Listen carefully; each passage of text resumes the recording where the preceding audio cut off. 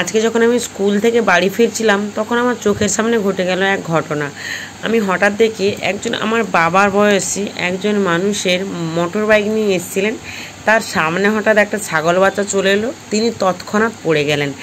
আমি সঙ্গে সঙ্গে ওনাকে লক্ষ্য করছি, উনি কিন্তু ওনার বাম বুকে হাতটাকে চেপে ধরলেন।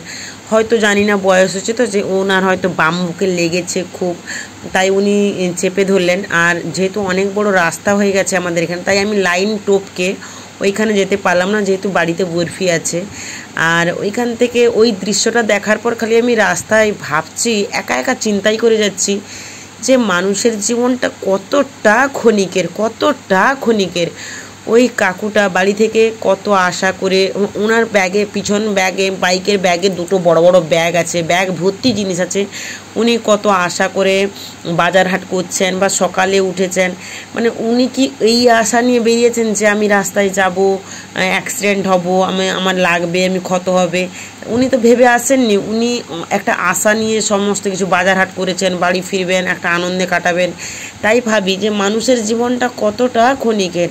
তাই এই ক্ষণিক জীবনে রাগ, হিংসা, ঝগড়া, বিবাদ সব কিছুকে বাদ দাও, অতীতকে ভুলে যাও। অতীতে তোমার কি ঝগড়াঝাটি, অশান্তি, দুঃখ, সুখ গেছে, একদম ভুলে যাও।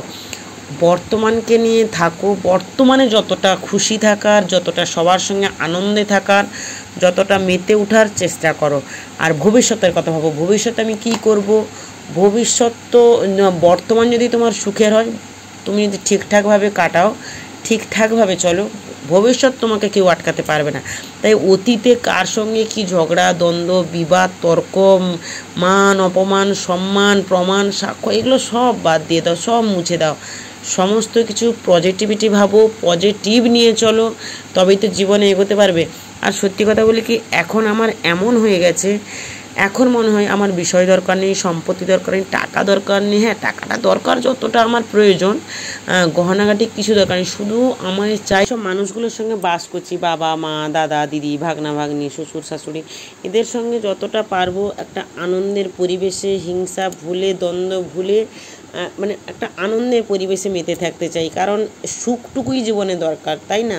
আমার তো মনে হয় তো সেটাই। আর অ্যাডজাস্টমেন্ট এটা একটা বিশাল ব্যাপার।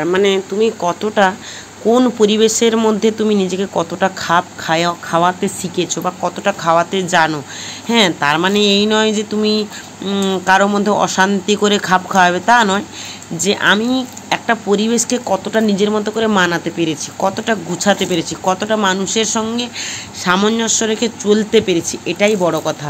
তো তুমি যতটা পরিবেশের সঙ্গে, সমাজের সঙ্গে, ফ্যামিলির সঙ্গে অ্যাডজাস্ট করতে পারবে, যতটা সুসম্পর্ক করতে পারবে, তবেই তোমার পাশে সবাই থাকবে আর তোমার বিপদে সবাই থাকবে, আমি এটাই মনে করি।